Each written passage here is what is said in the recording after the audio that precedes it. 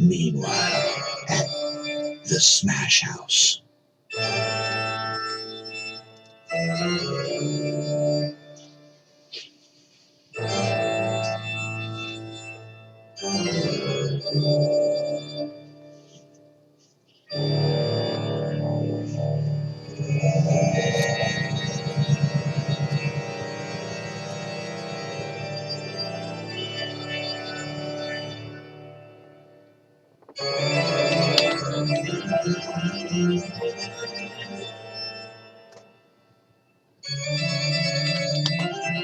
Welcome to the space weather, everybody. Let me turn down the music a little bit, as I'm feeling a little bit under the weather. The space weather, that is.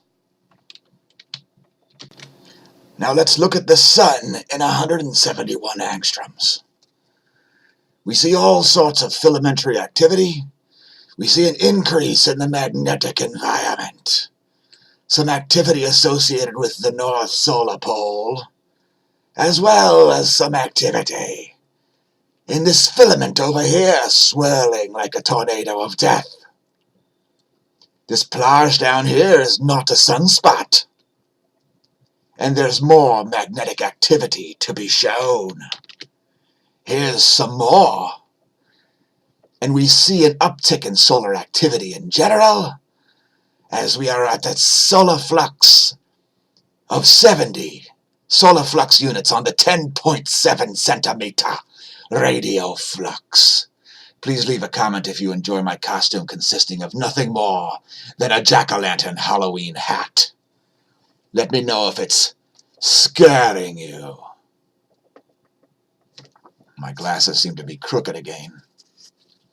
It's good enough, I can see fine. Let's continue on with the update.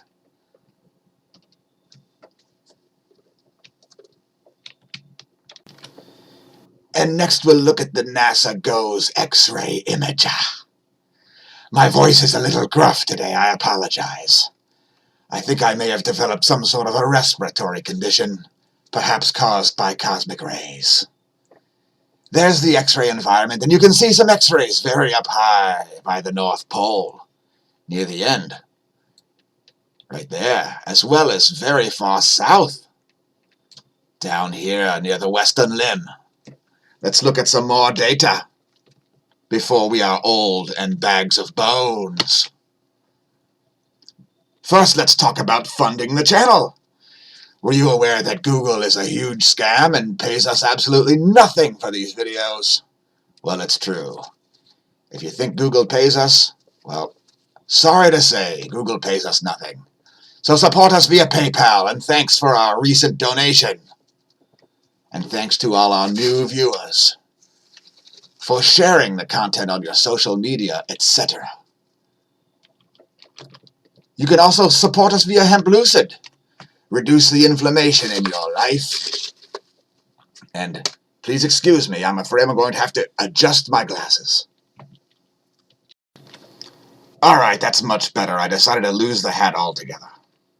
Anyway, our main source of funding comes from Patreon, not from Google, as they pay us nothing.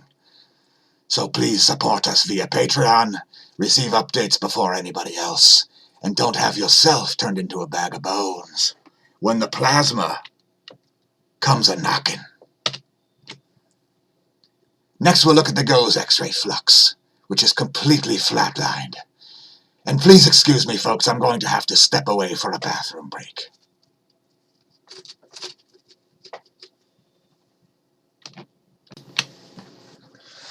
Alright, I'm back and I feel much better now. I gargled with some salt water and honey and the blood of the innocents. Feeling much better now. Please leave a comment if you think I'm a bag of bones. Looking at the real-time solar wind, we see a phi angle recently shifting around, and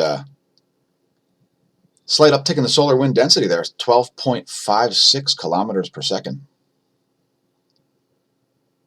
And that's not a density, it's 12.56 protons per cubic centimeter. And a solar wind speed of 428 kilometers a second.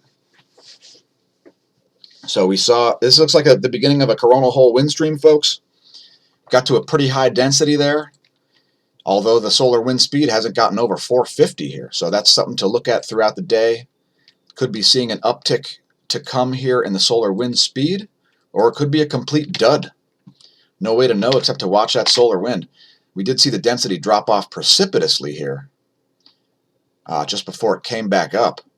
So since the density spiked here at the same time as the speed went up, could be a coronal mass ejection. Again, keep an eye on that throughout the day to figure out if it's a coronal hole wind stream or a coronal mass ejection. And we've got fires in California. There's the recent updates. Kincaid fire 45% contained at 76,825 acres. At least they're not measuring it in miles yet. And there are the California power outages according to poweroutage.us. And let's see if there are any other outages in the U.S. Got some outages in Texas. 23,716 allegedly without power there. Let's move on to the magnetosphere movies here. Here's the velocity. Looking at 4 hours of data there, or trying to as it refreshed, and we'll let that play through.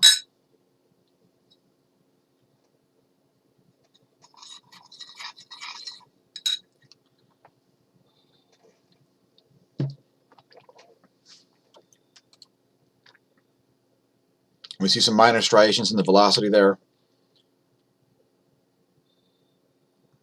Nothing to really write home about. Here's the density, and we're seeing fairly high density, which is typical. You can see a lot of dark blue around the bow shock area. The sun would be off to the left of this image, and you can see some compressions there. White showing low density plasma, dark blue showing high density plasma. And here's the pressure. And we probably have a third Van Allen belt right now, as we see some considerable compression out there. And we've recently discovered that a third Van Allen belt forms during times of wind stream hits. Now we also see some oddities on the geospace ground magnetic perturbations. Let's look at the geospace delta B, in other words, changes in the Earth's B field, almost entirely centered over northeastern Canada. Very few striations over the Siberian North Pole, as the planet has two right now, and the net of them is actually somewhere like east of Greenland. And we see again the main perturbations there are over the Canadian pole. And let's look at it from the polar view, where it's obvious that the South Pole looks like it's creeping toward the southern Indian Ocean. And again, you can see the Siberian side of the North Pole not receiving very many perturbations in its field strengths at all. The South Pole does look like it's tending toward the western portion of Australia. 10.7 centimeter radial flux again is at 70, which is right on the orange line that we've drawn in. An uptick from yesterday's figure of 69. We're not going to cover cosmic rays today, but if you'd like to learn something about cosmic rays, watch yesterday's video, or perhaps even Tuesday's, as we covered cosmic rays both days. And here's the GOES magnetometer, and it's looking just as spiky and sawtooth as we forecasted. And we see a crossing right there. Now this is showing two satellites, the GOES 14 and 15. GOES 14 is red, GOES 15 is blue. And for you new viewers out there, those N's and M's on the graph are midnight and noontime local time for the satellites. So I hope that helps make sense of things. Here's the Gong 2 data. As we're looking at the current sheet, the heliospheric current sheet here from above, like as if being above the sun's north pole, as if you'd be able to see anything from up there in the sun's Z field. But anyway, there's the data from that, and we can see multiple tug-of-wars going on here. We can see some field changes occurring, and we could end up back in the North Pole portion of the current sheet at any moment, because these magnetic environments can suddenly change. And again, we do see some added magnetic complexity in the solar behavior. So there's some significant upticks not only in the radio flux but also in the solar magnetism that we see on the solar magnetograms. KP index went up to geomagnetic unrest conditions for a brief period and dropped right back down to 1. So again, it'll be interesting to see what the solar wind does. It looked a lot like a coronal mass ejection there, perhaps a small puff of plasma hit and then subsided quickly. GOES electron flux is looking quite low, and this is like a proton light sort of an event. This is what often happens when there's a sudden hit, when there's very low plasma, as those solar protons really want an electron. Relativistic electrons are a little lower than they've been, but still at very high levels, and charging hazards are minor, and they're in the Tropic of Capricorn region, as shown on the chart before you. Here's the ionosphere, and we do see some anomalous discharge in the North Pole and some anomalous charge in the South Pole region. You can see a large blob of red's going to appear at about, let's see, 3:45, 4 o'clock. There's that large blob of red appearing at 5 o'clock UT, and you can see the ionosphere staying quite charged at nighttime in the south, quite discharged in the north. And the sun side went all the way up to 14 megahertz there in the Pacific Ocean. And let's look at the last frame here and keep moving. We'll be making at least 2 videos today, folks. Possibly 3, but at least 2. So stick with us, as there's still plenty of stuff to cover, such as another shallow 6.5 magnitude quake at the Philippines. This one caused some deaths, we think. So far, the report is at least 5 killed by this quake. There's a location of it. We've seen a significant uptick there in the past few days. There's a shake map for that. The whole island pretty much feeling it there. Please leave a comment if you're viewing the videos from the Philippines, as I highly doubt you are. But we're having a significant magnitude 7 earthquake drought. And let's look at the last 24. That 6.5 magnitude came in just a few hours ago at 1:11 UT. Let's go back 24 hours. Going back to 8 o'clock yesterday, Universal Time. Almost exactly 24 hours ago from the making of this video, which is, there you go, 4:12.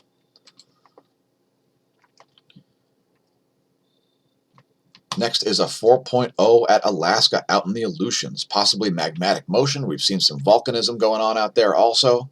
Something else to watch. Here's a 4.6 at Vanuatu, that one at 174 kilometers depth. Heads up there for a larger quake at the surface.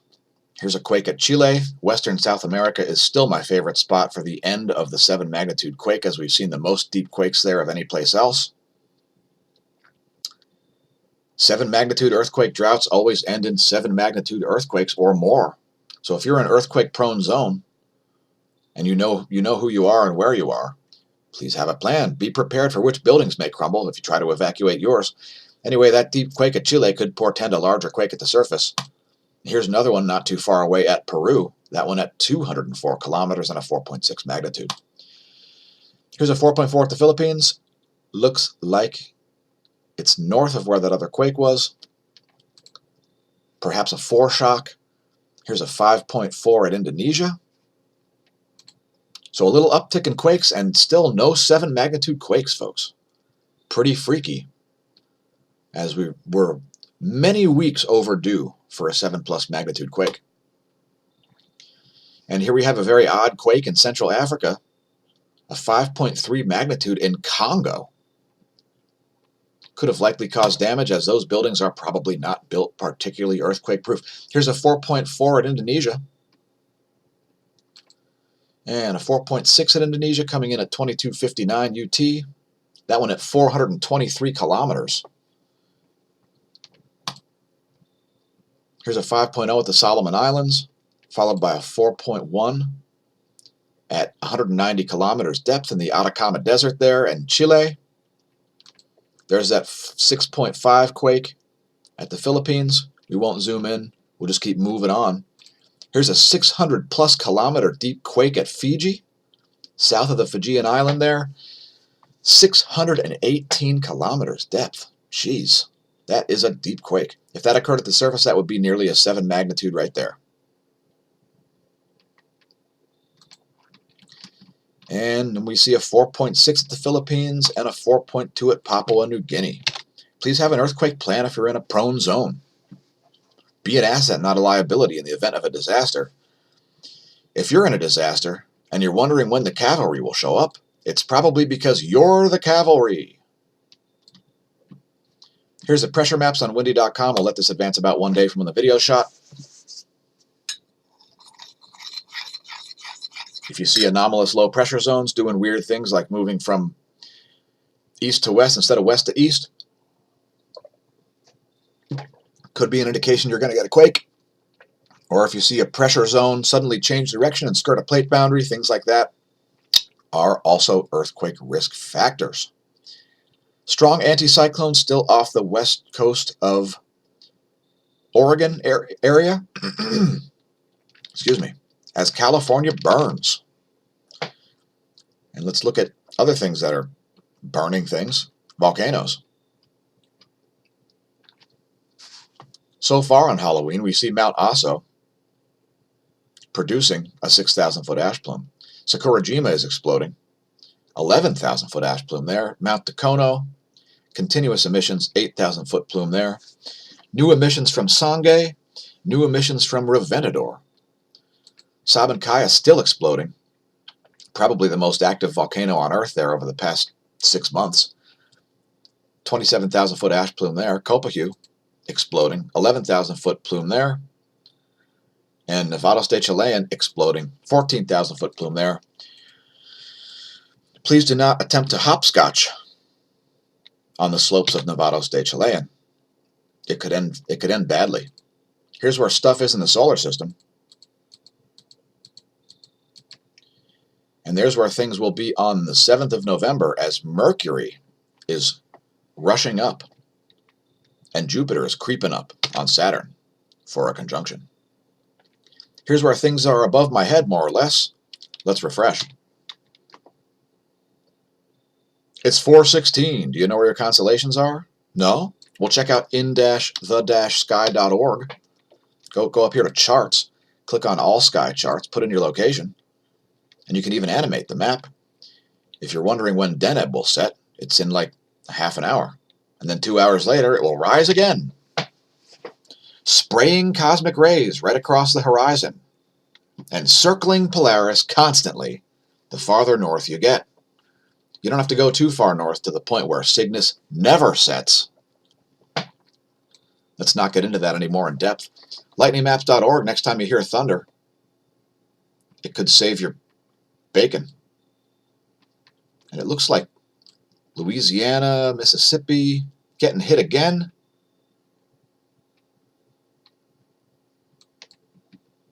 Shout out Laplace. There is thunder rolling in big time. Getting pummeled down there. New Orleans, a place so swampy that you get covered with mud at the first sign of fog. Next, we'll look at Weather Underground's Doppler radar animation. As it continues to snow heavily in the north central regions of the U.S., we get inundated with rain here in eastern Pennsylvania. I'm located in Lehigh Valley, if you're wondering. And let's look at the water vapor map. And we see a very high pressure system here over Arizona, New Mexico, northern Texas, and Oklahoma. Some very dry mass of air there. And it's all being pressed in place by the jet stream, which is dipping way down, making for icy, icy cold temperatures. Every place from the Texas stovepipe all the way up to Iowa, Michigan, etc. And let's zoom in on those storms. And there's the water vapor scenario over the northern Gulf once again. We see some sudden cloud nucleation and some heavy rains falling into the Gulf. As when you see water vapor vanish off the map, it's almost always rain. So view the water vapor map if you don't know what the weather is doing, as the water vapor cannot hide from these satellites. And since I like the idea of including the Pacific water vapor map, shout out to Eden'll Do. There you have it. And not a lot to say about that, except there's pretty homogeneous water vapor over much of the southern Pacific Ocean. Those gray areas don't mean anything special or anomalous, folks. That just means that you have a very similar amount of water vapor in all those areas there. And here are the jet streams that are responsible for this extreme weather. You can see these extreme bends over the U.S. here, this injection of frigid Canadian air, followed by an acceleration of the jet stream. And then we're getting cold air being injected down into the southern Atlantic also, as well as warm air being injected up this way. And so it's there's your meridional jet stream flow at its finest once again, folks. Here are the eastern jets. We'll let that play for a moment. As we see, it's doubled up in the north, extreme bends in the south. And again, happy Halloween, everybody. If you're wondering what the music was that we were playing, that's called Toccata and Fugue in D minor. Now everybody thinks that it's from Dracula. It's not really from Dracula. Now, Johann Sebastian Bach, before he became a composer, he was actually an organ tuner. And you remember those booty bass albums that came out in 2000s used to test out your system? Well, Johann Sebastian Bach was the first maker of one of those types of tapes. He created Toccata and Fugue in D minor to test out folks' organs. So he would go to churches, he would play this like a maniac. People thought he was crazy for real because in the Baroque period, if you made music that had any dissonance in it, people thought you were satanic. So J.S. Bach wanted to make dissonant music the whole time, but he ended up writing almost entirely consonant choral pieces where he pushed the envelope of music itself. Anyway, we left links to Toccata and Fugue in D minor here on YouTube. If you'd like to check that out, check the links below the video after you've become our next patron, perhaps. And join at the $9.99 level, as the $1 level will be gone today or by today. And thanks again, Smash team, Smash staff, and especially associate producers at Patreon. Patreon.com/SmashoMash, the real source of funding for this page. And stay tuned for one bonus feature, count 'em. And it's the 304 angstroms view. We see filamentary activity there in the northeast, as well as rising on the east near the equator. Some pretty significant plasma filaments out there. Let's zoom in on the south first. There's a scenario down there. It's about 8 hours of solar activity shown on this. And here's the north. Got a view of that swirling plasma filament up there that looks like a spiral in 171 angstroms. And there we are from the equatorial view. We are out of here, folks. Thanks again for tuning in. Expect to see at least one more video coming from us today. Stare at the sun. Use the proper instruments like a solar filter, or perhaps the SDO, or perhaps SOHO. And when you stare at the sun, don't drink. And if you drink, stare at the sun anyway. Just don't drive. Happy Halloween. And since it'll never be now again, may that solar wind be at your back and that atherosclerosis absent from your veins.